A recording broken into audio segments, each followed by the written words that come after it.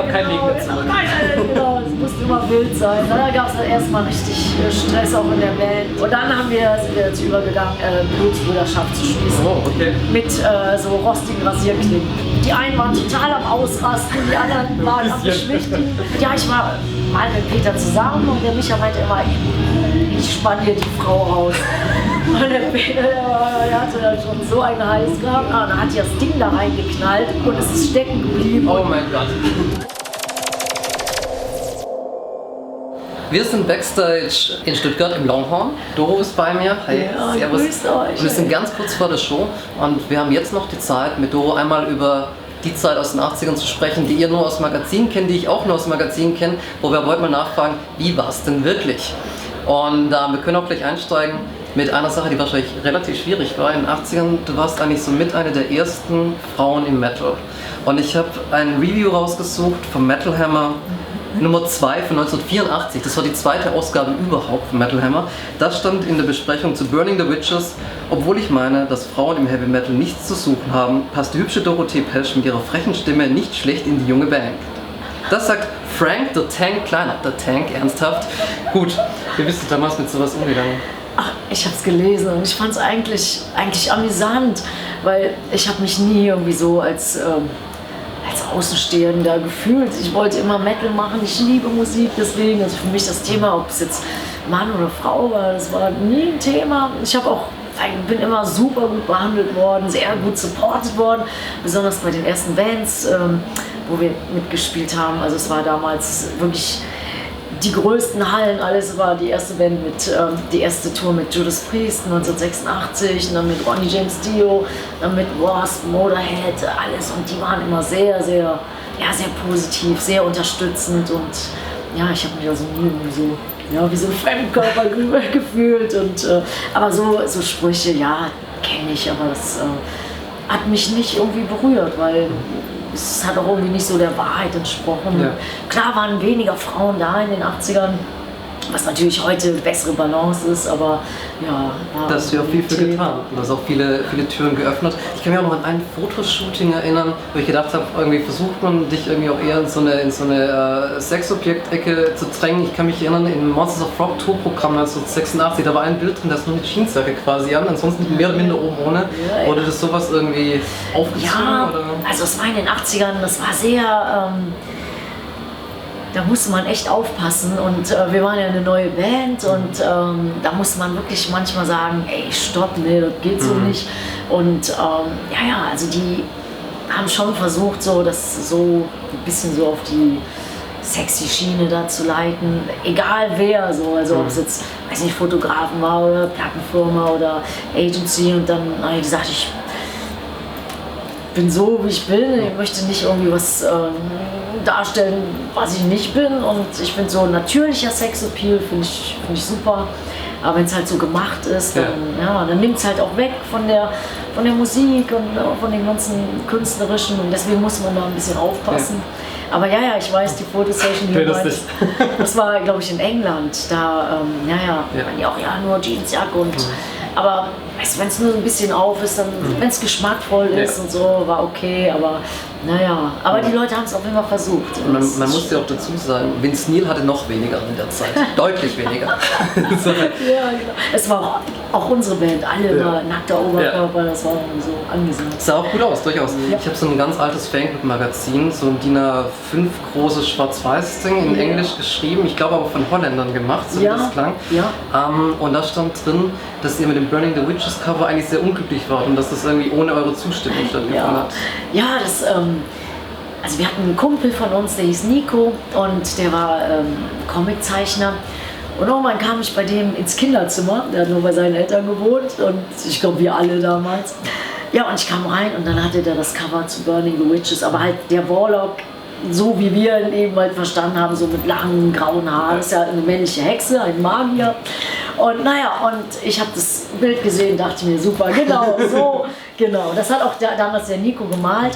Und dann hat er halt den Warlock gemalt in seiner Burghöhle, und dann halt so an der Kerze war halt so eine Frau angekettet, und er hat dann die Kerze angezündet. Es war super. Und da habe ich gesagt, das ist das Cover, das ist ja der Wahnsinn. weil er hat es einfach gemalt und dann, ja. Und dann haben wir das Cover der Plattenfirma zugeschickt, die Platte fertig gemacht, waren alle super glücklich, weil es war wirklich, war super. Ja, und dann auf einmal kam die Platte in den Handel und dann hat die Plattenfirma das jemand anders gegeben und dann hatte halt der Warlock dann irgendwie so einen runden Kopf. Ja. Es hat überhaupt nichts mehr mit dem richtigen Warlock zu tun, keine Haare, Glatze, hier so ein Bärtchen und Fett und das war nicht mehr irgendwie so, ja, und dann konnten wir aber nichts mehr machen und ja, da waren wir echt unglücklich drüber, weil das eigentliche Cover war sensationell. Gibt's das noch? Also hast du die Zeichnung? Nee, die haben wir eingeschrieben. Damals haben wir ja nichts kopiert. Ja. Also, damals hatten wir auch kein Handy gehabt, so, um es abzufotografieren. Lange her. Ja, und wir haben natürlich auch, weißt du, als junge Band, man hat natürlich Vertrauen, man ist sehr naiv, man denkt, die Leute machen es schon gut, die sind einem wohlgesonnen, die machen das Richtige und hinterher merkt man, dass es ist der Warlock plötzlich fett und hat eine Glatze, ja. Genau, und nicht mehr so schön, vielleicht hat er der Sohn von dem Mann gemacht oder ich weiß auch nicht. Also es war auf jeden Fall, ja, war nicht so schön und auch wir hatten das ja als Identifikation mit dem Schriftzug und so und das war unser Backdrop und alles und dann war das halt so, ja, war halt anders und man fragte sich warum, wieso, aber ja. Aber in dem Musikgeschäft, das geht immer drunter und drüber, also das war nur eine von den Anekdoten. Aber ihr habt es dann geschafft, den Warlock noch zu bringen. Ich glaube, das erste Mal, als ich ihn gesehen habe, das war auch meine erste Warlock-Platte, war die You Heard My Soul Zahnrad-Picture-Disc, wo dann so der Warlock vorne drauf war und nach vorne gezeigt hat. Als Zahnrad eine Platte rauszubringen, ist bis heute einmalig. Wie kam der da drauf? Ja, wir haben uns immer versucht, was auszudenken, was Spezielles, was irgendwie einmalig ist. Es war damals unglaublich teuer, das herzustellen. Und wir haben die Plattenfirma bekniet, dass sie das machen. Und damals konnte man aber auch noch die Leute überzeugen, was zu machen, einfach weil es schön war. Und dann haben die gesagt, gut, wir verlieren zwar jede Menge Geld, aber das ist eine geile Idee. Ja, und dann haben wir das rausgebracht. Und bis zum heutigen Tage, das wird hoch gehandelt. Ja. Und es war so eine Maxi. Auch noch als Picture Disc. Ja, als Picture Disc auch noch. Und hat er alles. Ja, ich meine, heute kann man gar nicht mehr vergleichen. Ne? Heute gibt es vielleicht so Limited Edition Vinyl, gibt es wieder. Also wir machen das auch immer auch mit Picture Disc, aber es ist nicht mehr so, wie es damals war. Ja. Also damals hat man sich auch eine gekauft, eine an die Wand gehangen und noch eine in den Zellophan gelassen. Ne? Das, sägt heute noch an meiner Wand. Werdet ihr demnächst auch mal sehen. Sägt noch an meiner Wand. Ja. Wow, stark, wow. Was ebenfalls einmalig war, als ihr 1985 eine größere Öffentlichkeit gekriegt habt, hattet ihr Puma als Werbepartner? Ja, stimmt. Ja, damals so die Sportbekleidungsfirmen, also ob es Adidas oder ASICS Tiger und Puma, die waren alle sehr interessiert, so die ganzen Musiker zu sponsern. Das hat sich dann irgendwann geändert, weil irgendwann war das wohl vielleicht nicht mehr lukrativ. Ne? Da sind die, glaube ich, eher so zu den Rappern gegangen. Ne? Die haben halt die meisten Turnschuhe, die Metaller wurden dann nicht mehr so. Aber die haben uns auch einen Tourbus gestellt, alles. Die haben doch, also damals, so wie mit den Platten, also es gab viel mehr Leute, die auch sich echt engagiert haben und was gesponsert haben. Also heutzutage Sponsoren zu finden, ist schwierig. Ja. Wir haben einen für unseren Tourbus, deswegen ist unser schöner Doppeldecker-Tourbus so schön geklebt. Ja. Sieht echt gut aus und ist aber ein bisschen so gesponsert. Aber man braucht halt ein großes Team, damit irgendwann überhaupt ans Laufen kommt. Ja. Aber ich kann mich noch an den Slogan erinnern, Warlock wears Puma stand hinten drauf. Ja. Und dann kam offensichtlich Run DMC und haben den Markt kaputt gemacht. Was war da los? Wir springen mal weiter zur nächsten Platte, Tourist Steel. Galt vielen als zu soft. Wie siehst du die Platte heute rückblickend? Ja, also rückblickend, wenn man sie hört, denkt man, ist doch ganz super. Aber wir haben halt damals die Demos gemacht, das klang mehr so Richtung Metallica und es war sehr hart, sehr schnell. Und dann haben wir es aufgenommen und die Plattenfirma wollte aber jemanden haben, der es mixt, der einen riesen Namen hatte. Und es war dann der Michael Wagner oder Michael Wagner, der hat alle gemacht, Skid Row und sowas alles. Naja, und dann klang das so ein bisschen mehr poppig, ein bisschen mehr LA-Sound und wir als Band, wir wollten ja eher die härtere Schiene fahren und dann, da gab's dann erstmal richtig Stress auch in der Band und war die Meinung da gespalten? Also die Hälfte mochte es und die andere nicht? Ja, die einen waren total am ausrasten, die anderen waren am Beschwichtigen. Genau, und unser damaliger Produzent, der hieß Henrich de Rosse, war ein sehr netter. Der ist auch nach L.A. gefahren, um das so mitzumixen und zu überwachen. Aber der hatte da keine Chance. Ich glaube, die haben ihn nicht irgendwie ins Studio gelassen. Irgendwie. Aber wenn man jung ist, weiß man so vieles nicht. Auf jeden Fall, ja, vom Sound her, uns war die zu kommerziell. Ja. Und als Metal-Band damals, man wollte sich ja abgrenzen. Man wollte auch nie ins Radio. Und dann die Plattenfirma wollten natürlich lieber so radiofreundlichen Sound haben. Deswegen, da gab es schon ein bisschen Schreierei. Ich oute mich. Ich mag Twisted, ich mag die bis heute, die Band damals cool. Und vor allem, ich hatte immer so den Eindruck, es gab diese Zeit, da kam Judas Priest mit Turbo raus oder Twisted Sister mit Kamera Blind. Das sind gute Platten. Zeit, ja. Das sind wirklich gute Platten. Und es war auch ein bisschen ein anderer Sound, also schon ein bisschen kommerzieller. Und ich mag den Song-Stil sehr gern. Aber wenn man die Demos kennt, dann denkt man, oh, das ist echt ein bisschen mehr weich gespielt. Ja. Mit Twisted gab es ja auch was Besonderes. In der Erstauflage gab es ein Tattoo als Beilage. Ja. Das ist natürlich ja auch einige Tattoos. Was war denn dein erstes? Mein erstes, das kann ich gar nicht, das war kein richtiges Tattoo, aber das waren diese Herzen, die habe ich mit meiner Freundin gemacht. Die waren sehr klein und fein und jeder hat eine Blutvergiftung gekriegt, das habe ich selber gemacht. Und dann sind wir dazu übergegangen, Blutsbrüderschaft zu schließen. Oh, okay. Mit so rostigen Rasierklingen. Wir haben uns beide nicht getraut und dann haben wir gesagt, komm, wir machen Augen zu. Ja. Beide Augen zu, was war meine beste Freundin Angie. Dann hat die das Ding da reingeknallt und es ist stecken geblieben. Oh mein Gott. Ja, und dann musste ich auch ins Krankenhaus und wir haben dann versucht, den Ärzten zu erklären, ja, da ist so durch Zufall was runtergefallen, da rein. Direkt ein gerader Schnitt. Hat sie es denn auch noch gemacht? Später am Finger. Der Finger, das ist nicht so schlimm, weil hier ist ja sofort die Adern, also es war, Ja, und dann das erste professionelle Tattoo, das habe ich hier gemacht, das war 1995. Ja. Und dann ist das da für meinen geliebten Vater, der lebt leider nicht mehr, aber der mochte auch Rose so gern. Ja, und das ist das Neueste, das heißt The One Who Loves the Fans, für immer.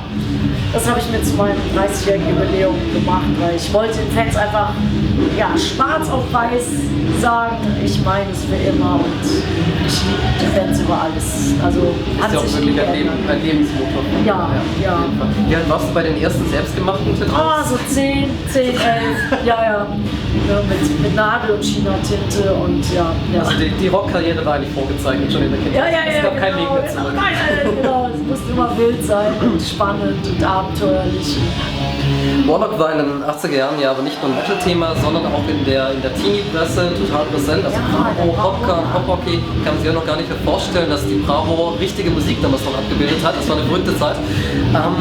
Ich habe da mal so ein bisschen im Archiv gewühlt und ein paar Sachen zusammengesucht, bei denen es mich interessieren würde, stimmen sie überhaupt und wenn ja, was war denn dahinter? Zum Beispiel einer der ersten Bravo-Berichte überhaupt über Warlock stand dran, wie die Band gegründet wurde.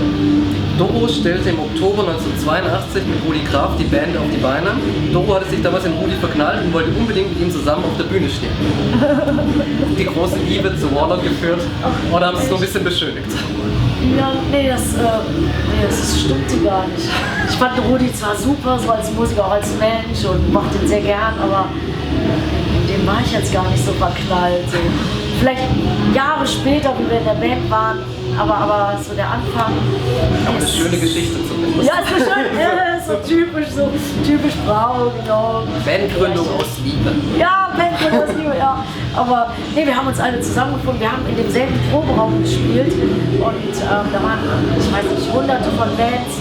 Der Tourmanager zeigt schon, wir haben noch Wir müssen zum Ende kommen. Ja, die Vorband, die spielt schon, ihr hört es vielleicht schon. Ja, auf jeden Fall, ich mach's ganz kurz. Also da war ein Proberaumkomplex, das ist bei uns in Düsseldorf gewesen, das heißt Ronsdorfer Straße, so eine alte Fabrik gewesen, da haben unendlich viele Bands gespielt und geprobt, auch namhafte Bands.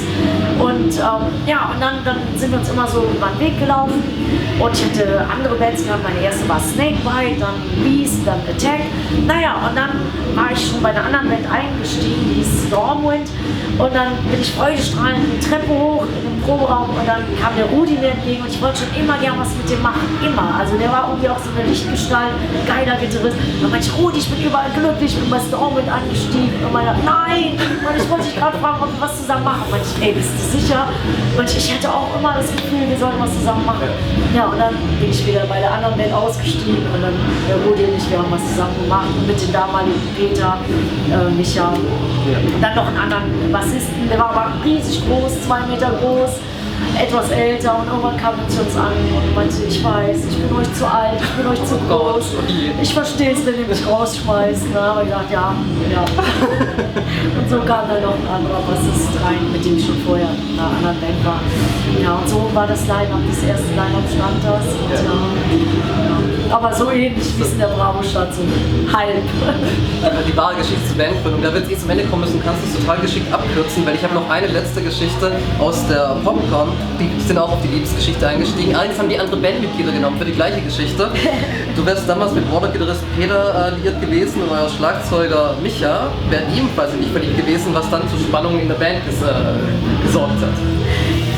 Ja, der Micha war der beste Freund von Peter und ja, ich war mal mit Peter zusammen und der Micha meinte immer, ich spann hier die Frau aus. Und der Peter, der hatte dann schon so einen Hals gehabt und naja, und irgendwie, ja, und ich mochte ja alle Jungs super gern, also es war schon, ja, ich muss auch sagen, also es würde mir nie wieder passieren, jetzt die Band, die ich habe, der Bassmann ist 25 Jahre dabei, unser Nick Douglas, der Drummer 23 Jahre, der Johnny D, die anderen 9, 10 Jahre.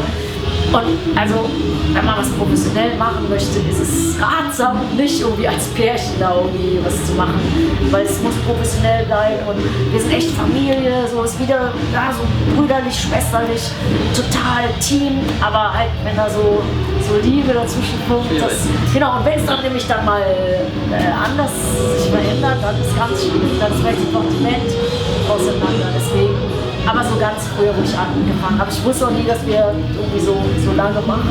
Es war halt so mehr so, ja, so, hat wirklich angefangen so hobbymäßig. Naja, und dann hat man irgendwie Blut geleckt. Und dann sind wir auf Tour gegangen mit den ersten großen Bands. Also wie gesagt, eingangs hat ja gesagt, Judas Priest war die erste Tour, dann Tino, Boston, Motorhead, Saxon, alles mögliche, was super war, Megadeth in Amerika.